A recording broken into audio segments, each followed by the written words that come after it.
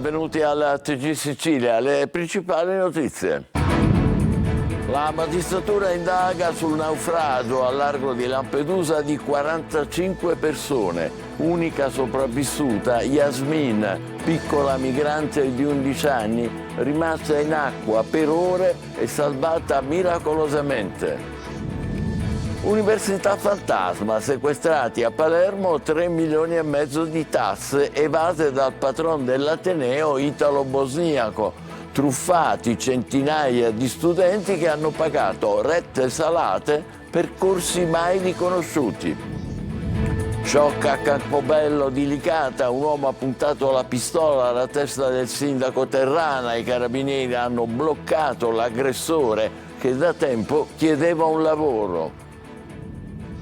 A Saponara, vicino a Messina, ricordata Graziella Campagna, la 17enne uccisa 39 anni fa dalla mafia per una scoperta casuale e che è diventata simbolo di giustizia. Non c'è pace a Caltanissetta per 41 famiglie evacuate martedì dalle loro abitazioni e non ancora rientrate a casa per improvvise lesioni in alcuni immobili. Catania, c'era una volta la pescheria, uno dei luoghi più cari ai cittadini, oggi in piena parabola discendente, bancarelle vuote, rifiuti, poco ordine, lo sfogo degli operatori, siamo abbandonati al nostro destino. Gli idoli dei più piccoli si attaccano a vicenda sui social, protagoniste 2 coppie di youtuber palermitane seguite da milioni di bambini. Volano gli stracci e gli insulti invadono ormai anche l'intrattenimento destinato all'infanzia. Calcio, e Catania guarda la prossima partita con il Potenza. Toscano potrà contare su qualche recupero.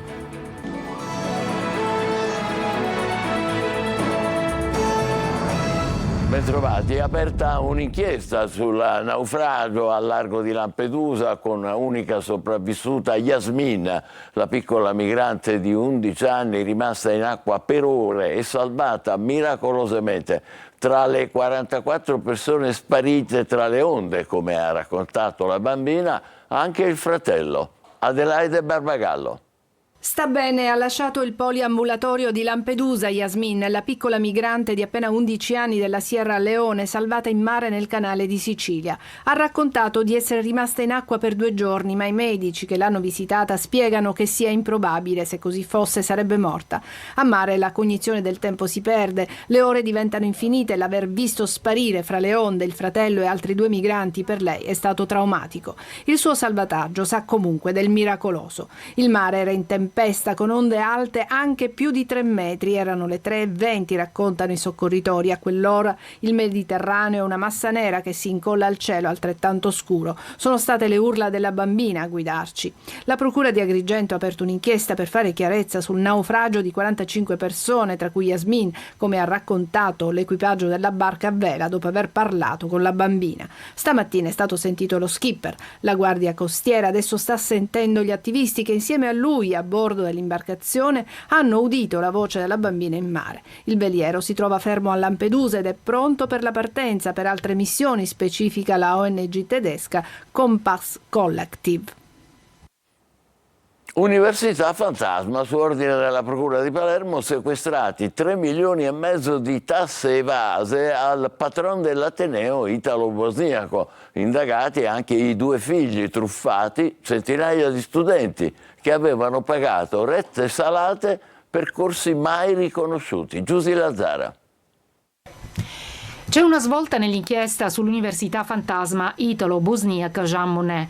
A 9 mesi dalle perquisizioni, la Guardia di Finanza di Palermo ha sequestrato 3 milioni e mezzo, tanto ammonta l'IVA l'IRES evase alla Fondazione Zaclata Europa, che gestiva l'attività di formazioni farlocche. Personaggio principale della vicenda, secondo le indagini della Procura, è Salvatore Giuseppe Messina, fondatore e membro del Consiglio di amministrazione della Fondazione Zaclata, che prometteva lauree in medicina veterinaria e fisioterapia terapia mai riconosciute. Già dal 2018 il MIUR aveva diffidato l'Università Internazionale di Gorazde, con cui Jean Monnet era consorziata, e chiesto di cessare ogni attività.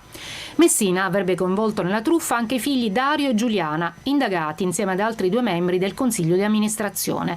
Le rette nascoste al fisco erano state percepite su conti correnti esteri gestiti attraverso società di comodo in Inghilterra, Svizzera e Bosnia, paese in cui ha sede l'università privata.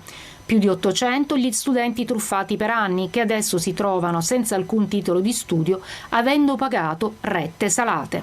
Rette che potevano raggiungere anche i 26.000 euro all'anno e che venivano fatti confluire su conti correnti situati all'estero secondo uno schema che si serviva di società di comodo utilizzate come delle vere e proprie cassaforti. Dagli accertamenti attraverso un'analisi di documenti e dalle perquisizioni con la cooperazione giudiziaria internazionale è stata scoperta anche una maxi evasione da 9 milioni di euro. Si tratta, secondo la Guardia di Finanza, del denaro incassato per l'organizzazione di 50 corsi universitari online, privi di valore giuridico in Italia. Shock a Campobello di Licata, nell'Agrigentino. Un uomo ha puntato la pistola alla testa del sindaco Terrana dopo averlo seguito e braccato davanti all'ufficio postale. I carabinieri hanno bloccato l'aggressore, che da tempo chiedeva un lavoro. Davide Sardo.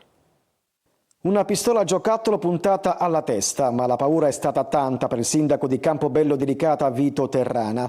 Un pregiudicato di 29 anni, noto alle forze dell'ordine per problemi di tossicodipendenza, è balzato fuori dalla sua automobile, ha affiancato il sindaco in strada nei pressi dell'ufficio postale insieme ad un amico e gli ha puntato la pistola. Terrana, ancora scosso dallo spavento, ha telefonato ai carabinieri. I militari intervenuti sul posto hanno denunciato alla procura di Agrigento l'aggressore e dentro l'automobile gli hanno sequestrato diversi oggetti atti ad offendere. A casa del 29enne è stata trovata e sequestrata anche un'ascia. L'attentatore alcuni giorni addietro avrebbe preteso un posto di lavoro o sussidi. Io sono oggi al mio posto di lavoro, sono per servire la mia comunità, sono per andare avanti, fermo restando che mi aspetto una risposta decisiva da parte dello Stato. Un sindaco non può essere, come dire, in balia del primo balordo che capita, anche perché questo soggetto da circa un anno la madre è ricoverata in una struttura per donne in difficoltà a causa delle violenze subite dallo stesso. Ragion per cui è un soggetto da attenzionare, è un soggetto che ha dato disturbo al vicinato, è un soggetto che ha bisogno di essere curato. Tanti gli attestati di solidarietà al sindaco Terrana, che ha ricevuto anche la telefonata del nuovo prefetto di Agrigento, Salvatore Caccamo. A Terrana è stata assegnata la scorta da parte dei carabinieri. Si spaccia per fisioterapista per abusare di una 21enne. È agli arresti domiciliari il titolare di una palestra di Sant'Agata di Militello, nel Messinese. È accusato di violenza sessuale aggravata e di esercizio abusivo della professione. Il 65enne ha proposto alla ragazza di farle dei massaggi per una contrattura che aveva riportato durante l'allenamento, ma una volta sul lettino ha iniziato a palpeggiarla e di qui la denuncia. A Saponara, vicino a Messina, il ricordo di Graziella Campagna, la 17enne uccisa dalla mafia 39 anni fa per una scoperta casuale e che oggi è diventata simbolo di legalità e di giustizia. Francesco Triolo. È stato uno degli omicidi che ha scosso più l'opinione pubblica, una storia raccontata anche nella fiction Rai, La vita rubata, 39 anni dopo. Oggi a Saponara il ricordo di quell'omicidio di mafia voluto da Libera per mantenere la memoria di quella ragazzina indelebile nel cuore di tutti. Era il 12 dicembre del 1985 quando Graziella Campagna fu uccisa a soli 17 anni senza alcuna pietà, solo perché testimone sconveniente. 5 colpi di pistola per metterla a tacere, per non farle rivelare quello che aveva scoperto nella lavanderia in cui lavorava, ovvero l'agenda di un certo ingegner Cannata, cioè Gerlando Alberti Junior, nipote latitante del boss Gerlando Alberti. Una scoperta che le sarà fatale. Un incontro al quale questa mattina hanno partecipato Pasquale Campagna, il fratello Don Luigi Ciotti, il prefetto di Messina Cosima Di Stani, che ha sottolineato come l'omicidio di Graziella Campagna colpisce tutti. Anche la famiglia di Graziella Campagna è riuscita a trasformare quel grandissimo dolore, quella impossibilità di poter accettare quella morte in un impegno civile per testimoniare l'esigenza di continuare a contrastare naturalmente tutte le mafie, a spendersi a favore della legalità.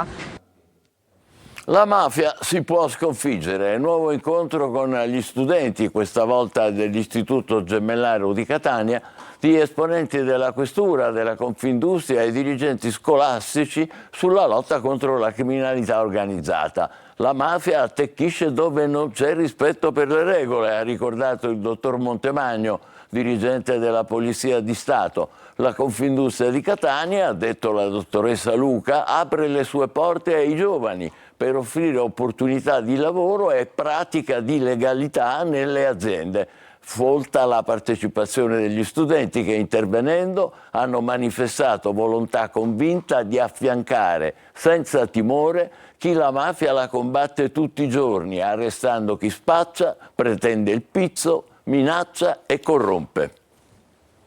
A bordo di uno scooter senza targa né assicurazione o patente ha forzato un posto di blocco dei carabinieri a Santa Flavia nel Palermitano, percorrendo una decina di chilometri a folle velocità nel centro abitato. Il fuggiasco, un giovane di 23 anni, è stato arrestato per resistenza a pubblico ufficiale dopo che con il motociclo era finito contro una vettura parcheggiata. Dramma a Caltanissetta per 41 famiglie che da 2 giorni sono state evacuate dalle loro abitazioni e non sono ancora potute rientrare a causa di improvvise lesioni su alcuni immobili. Oggi sono arrivati anche gli esperti del Genio Civile. Rita Cinardi.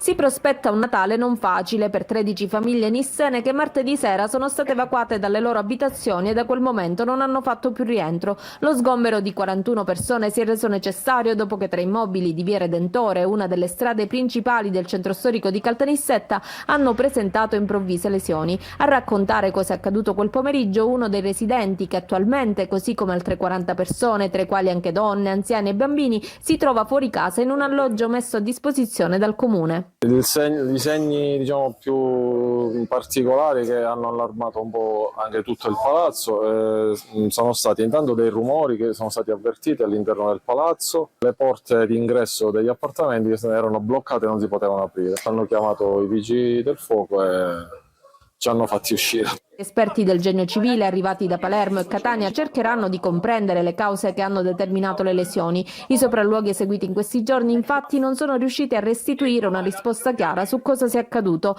Certo è che la zona posta proprio al di sotto della collina Sant'Anna è una zona franosa da sempre considerata a rischio. Nel 2001 si era aperta una grande voragine in piazza Pirandello. Raccontano che negli anni passati qualche problema si era verificato, però non essendo io un tecnico è opportuno aspettare che si pronunci qualcuno del Genio Civile o dei vigili del fuoco insieme al nostro ufficio tecnico. Insomma, almeno per il momento non sarà possibile determinare quando i residenti potranno rientrare, situazione che sta gettando nello sconforto intere famiglie.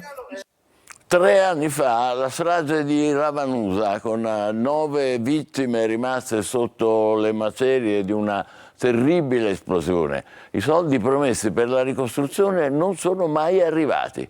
L'appello del sindaco Pitrola al governo della regione. Ascoltiamo Davide Sardo. Il boato, una gigantesca fuga di gas che provoca un'esplosione che devasta un intero quartiere, inghiottendo la vita di 9 persone, tra cui una donna prossima al parto di un bimbo che non ha mai visto la luce. Centinaia di sfollati, il terrore e lo sgomento che rimangono, e lo saranno a lungo, una piaga lacerante. 3 anni dopo Ravanusa attende ancora gli interventi di ricostruzione e i risarcimenti. Sono stati promessi 24 milioni di euro per riparare la zona, mai arrivati. Al governo della regione chiedo con forza di arrivare al dunque di arrivare al decreto di finanziamento, di portare a casa il progetto di recupero e di riqualificazione urbana con la costruzione dei nuovi alloggi. Chiedo di farlo con forza e chiedo di farlo subito. 3 anni dopo la strage, l'appello è unanime affinché le istituzioni restituiscano dignità e speranza all'intera comunità. A processo imputati 2 tecnici. La responsabilità della fuga di gas, secondo l'ipotesi della procura, sarebbe da ricondurre ad un difetto nella saldatura in un raccordo. La Cassazione ha dato l'ok al referendum per l'abrogazione dell'autonomia differenziata. L'ordinanza della Cassazione arriva dopo il pronunciamento della Consulta, che aveva già considerato illegittime alcune specifiche disposizioni dello stesso testo legislativo. Ora la parola definitiva torna alla Corte Costituzionale. Catania, c'era una volta la pescheria, uno dei luoghi più cari ai cittadini, oggi in piena parabola discendente, bancarelle vuote, vedrete, rifiuti, poco ordine, lo sfogo degli operatori, siamo abbandonati. Tonino De Mana. Ampi vuoti, box chiusi o deserti. Al posto di bancarelle con totani, orate, gamberi o molluschi ed altre specie del nostro mare, una decina di motorini parcheggiati, uno accanto all'altro. Impensabile qualche anno fa, quando alla pescheria non c'era spazio neanche per passare a piedi, presa d'assalto ogni mattina da migliaia di catanesi. Oggi, ad eccezione dei turisti, e per fortuna che ci sono loro, tutto si riduce ad un disordinato mercatino del pesce con pozzanghere, carta, plastica e rifiuti accatastati dove capita. È il triste e indecoroso spettacolo che offre la pescheria ai suoi visitatori, umore più nero delle seppie per gli operatori del settore. Non c'è autobus, non c'è parcheggio, la gente si lamenta che non può posteggiare e gli fanno pure verbali e non sanno come fare, vanno nei supermercati, nei grandi centri a comprare e noi non lavoriamo più. Alle 10:20 lei quanto ha guadagnato? Niente ancora, 50 euro. Ho incassato, non ho guadagnato. Facendo un raffronto col passato? 200, 250. C'erano le strisce blu prima, ora hanno fatto la pista ciclabile, quindi vengono a mancare un sacco di parcheggi. La gente non può arrivare più in pesca, è inutile venire perché non trovano parcheggio. Nonostante gli ampi vuoti e la desolazione, per le guide turistiche la pescheria resta comunque un luogo affascinante e quindi da proporre. A ridosso della pescheria, a pochi metri dall'ennesimo ammasso di spazzatura, spicca una striscia di colore rosso. Sembra un percorso ad ostacoli ed invece è la nuova pista ciclabile. No, per me non fa bene. Dovrebbero mettere dei cordoli. Lei lo sa che ha posteggiato sulla pista ciclabile? Sì, lo so. E i ciclisti che non possono passare? E quelle macchine là che cosa fanno? Non sono nella pista ciclabile anche.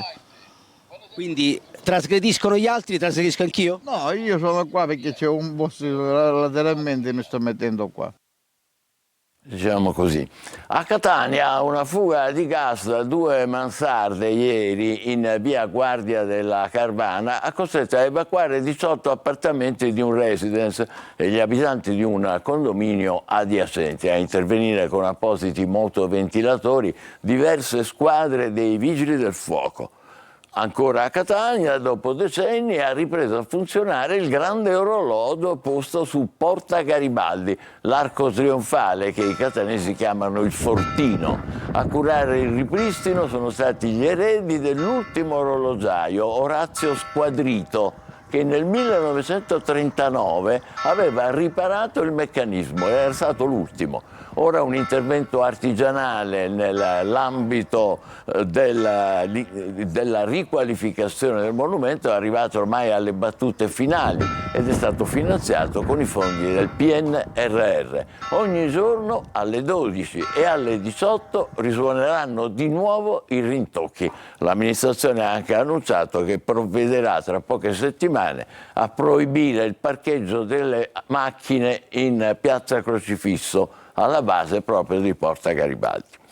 Oltre 4.000 panettoni scaduti con l'etichetta contraffatta sono stati sequestrati ad Agrigento dai carabinieri del NAS. Avevano l'etichetta adesiva con la scadenza febbraio 2025, però in realtà era stata sovrapposta a quella originale che confermava la scadenza a febbraio dell'anno scorso. Sono stati sequestrati circa 3,5 tonnellate di materiale, avrebbero fruttato 55.000 euro.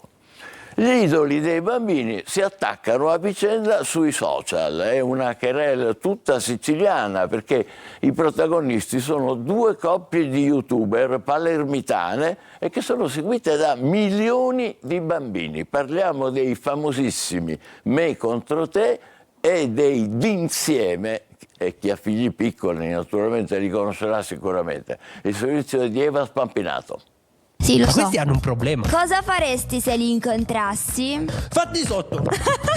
Il dissing che non ti aspetti, altro che Fedez e Tony F. A lanciarsi frecciatine, attacchi e critiche nemmeno tanto velate non sono due artisti della scena trap, dai quali ci si può aspettare rime affilate, ma sono gli idoli dei bambini di tutta Italia. Ciao a tutti! E insieme siamo in Me contro te! E stavolta la battaglia a suon di video su YouTube è tutta siciliana, anzi palermitana. Loro infatti sono i Me contro te, Luigi Calagna e Sofia Scalia, youtuber da milioni di follower e incassi record al cinema, che si scagliano contro un'altra coppia di giovani youtuber, anche loro di origini palermitane, i D'Insieme, Eric Parisi e Domenica Laimo, che negli anni hanno rosicchiato fette di piccoli fan agli inventori dell'intrattenimento per bambini su YouTube.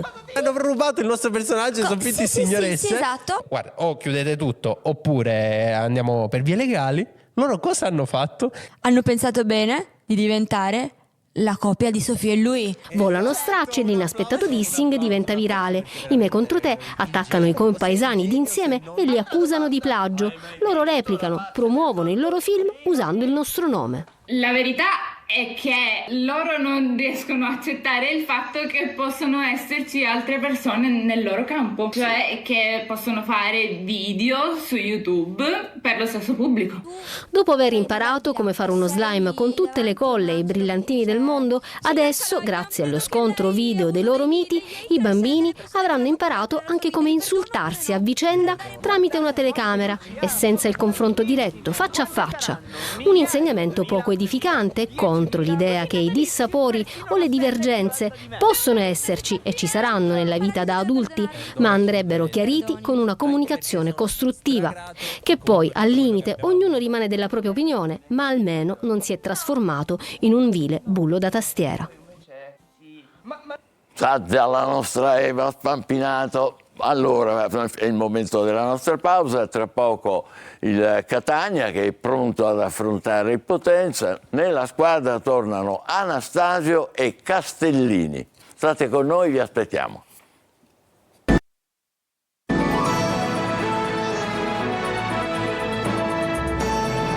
Riprendiamo il TG con il calcio. Fra 2 giorni il match di campionato al Massimino fra Catania e Potenza. Torna Anastasio dopo la squalifica e Toscano recupera Castellini ma non Guglielmotti. Marco Carri. La forza delle scelte. In attesa di Guglielmotti e con la possibilità di avere di nuovo disponibile Castellini, Toscano può scegliere e non è considerazione di poco conto in una stagione in cui, causa infortuni, le possibilità di intervento non erano granché.